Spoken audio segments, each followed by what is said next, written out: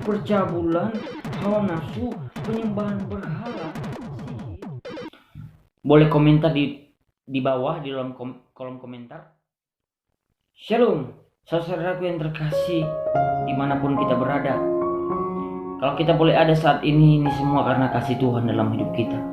Ini semua karena kemurahan Tuhan dalam kehidupan kita. Kita bersyukur kepada Tuhan yang telah memberikan kekuatan dan kesehatan kepada kita hingga pada saat ini.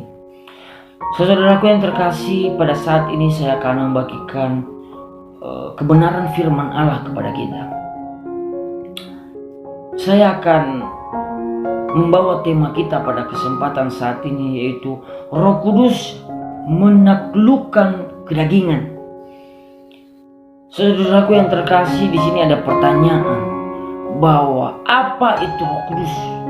Roh Kudus yaitu roh yang luar biasa yang Tuhan berikan kepada kita sebagai orang-orang yang percaya dalam Tuhan. Saudaraku yang terkasih,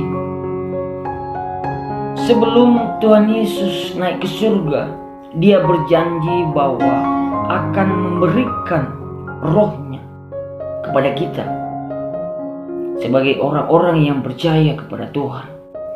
Kita akan membuka di dalam Kisah Para Rasul 1 ayatnya yang keempat dan kelima. Dikatakan di sana firman Allah, pada suatu hari ketika Ia makan bersama-sama dengan mereka, itu murid-murid Tuhan Yesus, Ia melarang mereka meninggalkan Yerusalem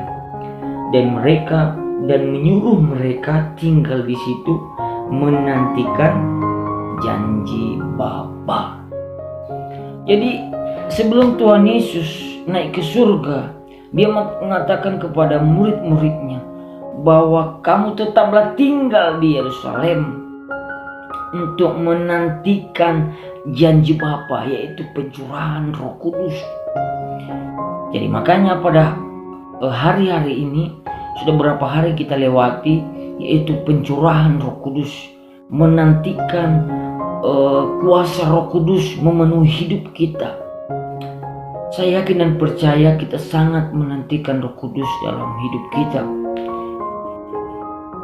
Jadi di sini saudaraku yang terkasih, kita sama-sama belajar bahwa Roh Kudus adalah janji Bapa yang diberikan dalam hidup kita. Lalu Roh Kudus itu tinggal di mana? Kita sama-sama melihat saudaraku yang terkasih di dalam Yohanes 14 ayatnya yang ke-17. Saya melihat di sini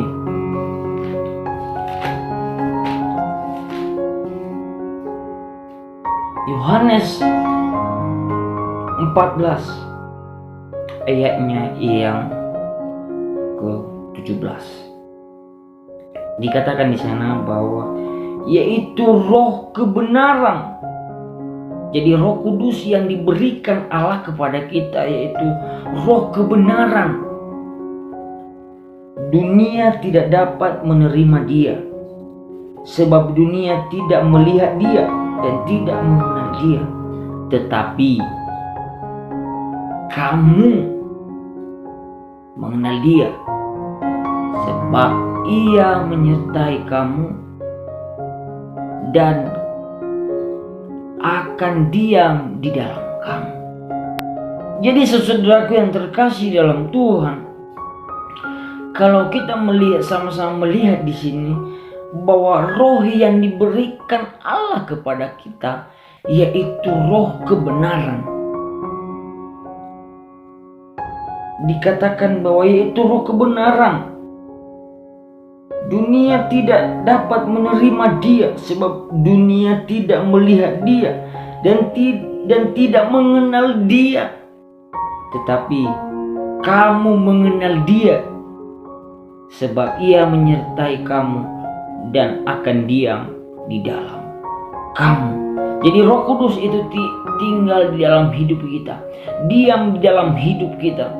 Kita sama-sama melihat kembali di dalam 1 Korintus 3 ayatnya yang ke-16.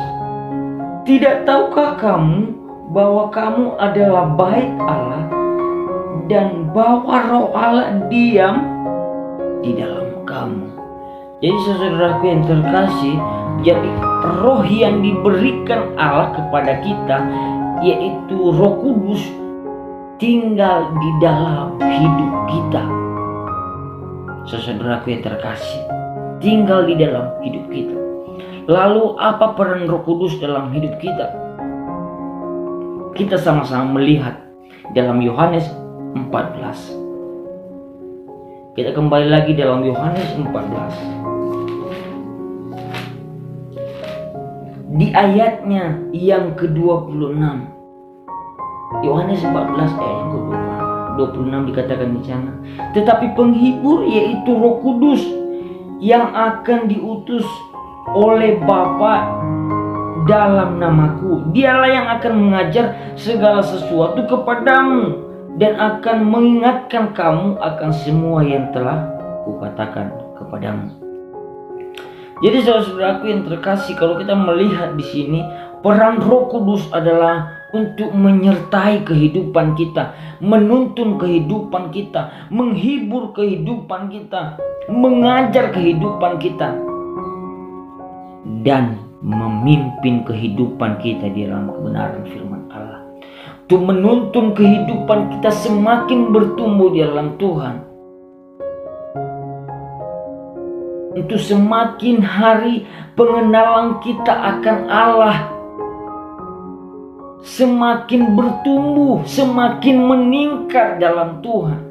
Jadi Roh Allah yang menuntun kehidupan kita, yang mengajar kehidupan kita. Saudaraku yang terkasih dalam Tuhan, kita perlu Roh Kudus dalam hidup kita. Kita sangat perlu Roh Kudus dalam hidup kita, yaitu untuk mengajar kita, untuk menuntun hidup kita dalam kebenaran firman Allah. Saudaraku yang terkasih dalam Tuhan, hari-hari ini di dalam penantian kita, dalam doa 10 malam, penantian akan Roh Kudus, mari kita pergunakan dengan sungguh-sungguh. Pergunakanlah waktu yang ada untuk Tuhan, untuk menantikan Roh Kudus itu tinggal dalam hidup kita. Dikatakan tadi bahwa Roh Kudus itu menuntun, menghibur. Dikatakan di ayat yang terakhir, ya saudaraku yang terkasih, maksud saya di ayat yang ke-26 ini masih di pasal 14, dikatakan di sana di bagian yang akhir, dan akan mengingatkan kamu akan semua yang telah kukatakan kepadamu. Jadi mengingatkan kita akan firman Allah yang telah kita dengar, yang telah kita pelajari dalam Tuhan. Itu gunanya Roh Kudus dalam hidup kita. Ketika banyak pergumulan dalam hidup kita, banyak begitu masalah dalam hidup kita, tetapi ada Roh Kudus yang selalu mengingatkan kita untuk selalu mengandalkan Tuhan, untuk selalu membawa persoalan hidup kita, berdoa kepada Tuhan, supaya kita bertumbuh di dalam Tuhan. Jadi saudaraku yang terkasih, untuk memiliki kehidupan yang luar biasa di dalam Tuhan, kita harus membuat pilihan yang benar, yaitu hidup dengan Roh Kudus. Kita hidup dalam Roh Kudus. Kita akan buka sama-sama firman Allah di dalam Efesus 5 ayat yang ke-18. Di dalam Efesus 5 kita sama-sama melihat ayatnya yang ke-18. Dan janganlah kamu mabuk oleh anggur, karena anggur menimbulkan hawa nafsu, tetapi hendaklah kamu penuh dengan Roh Kudus. Jadi dijelaskan di ayat ini, Bapak Ibu Saudaraku yang terkasih, bahwa supaya kita hidup di dalam Roh Kudus, Dan janganlah kamu mabuk oleh anggur. Jadi jangan kita hidup di dalam daging. Mengajarkan kita bahwa jangan hidup di dalam daging. Mengajarkan kita bahwa kita harus hidup di dalam Roh Kudus, saudaraku yang terkasih.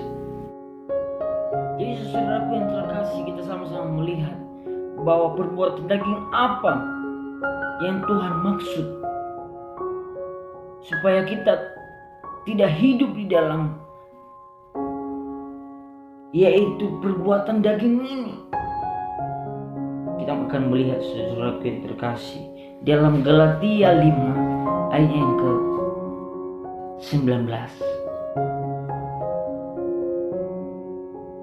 Ayat ke-19 dikatakan bahwa perbuatan daging telah nyata, yaitu percabulan, kecemaran, hawa nafsu, penyembahan berhala, sihir, perseteruan, perselisihan, iri hati, amarah, kepentingan diri sendiri, percindraan, roh pemecah, kedengkian, kemabukan, pesta pora, dan sebagainya. Kita melihat di sini saudaraku yang terkasih bahwa ada banyak hal perbuatan daging yang tidak disukai oleh Allah, yang mengajarkan kepada kita di sini bahwa untuk kita hidup di dalam roh, bukan hidup di dalam daging, saudaraku yang terkasih. Jadi sebagai orang-orang yang percaya di dalam Tuhan, seharusnya kita hidup di dalam Roh Kudus. Makanya kita menantikan Roh Kudus yang memimpin hidup kita. Kita taklukkan roh kedagingan ini dengan apa? Dengan Roh Kudus. Jadi ketika Roh Kudus telah tinggal di dalam kita, kita sama-sama melihat di dalam Galatia, saudaraku yang terkasih, ayat yang ke-5 pasal yang ke-22. Tetapi buah roh ialah kasih. Kita semakin bertumbuh dan berbuah ketika Roh Kudus tinggal dalam kita. Tetapi buah roh ialah kasih, sukacita, damai sejahtera, kesabaran, kemurahan, kebaikan, kesetiaan, kelemah lembutan, penguasaan diri. Tidak ada hukum yang menantang hal-hal ini. Jadi saudara yang terkasih, seharusnya ketika kita sudah dipenuhi oleh Roh Kudus, seharusnya ketika Roh Kudus tinggal di dalam kita, kita tidak lagi di dalam perbuatan daging. Karena apa? Kita semakin hari semakin dituntun oleh Roh Kudus. Semakin hari kita bertumbuh dan berbuah dalam Roh Kudus. Katakan tadi bahwa Roh Kudus ialah kasih, sukacita, damai sejahtera dan semati orang-orang yang percaya di dalam Tuhan. Kita perlu untuk kehidupan kita bertumbuh di dalam Tuhan dan menghasilkan buah menjadi berkat. Selagi masih ada waktu, mari sama-sama kita pergunakan waktu yang ada penantian Roh Kudus. Kita sangat perlu Roh Kudus dalam hidup kita. Itu apa? Itu menuntun, menghibur, mengajar, dan memimpin hidup kita. Demikian firman Tuhan yang boleh saya bawakan kepada kita untuk selalu terkasih. Mari dukung channel ini dengan subscribe, like, dan juga jangan lupa notifikasi untuk video-video kita yang selanjutnya, dan juga share kepada teman-teman saudara seiman kita supaya mereka juga dapat diberkati, supaya mereka juga mengerti kehendak Allah dalam hidup mereka, supaya mereka juga sungguh-sungguh penantian Roh Kudus ini. Terima kasih saudaraku yang terkasih. Tuhan Yesus memberkati. Saudaraku yang terkasih, ketika teman-teman juga mungkin ada komentar mau bertanya apa itu Roh Kudus, teman-teman boleh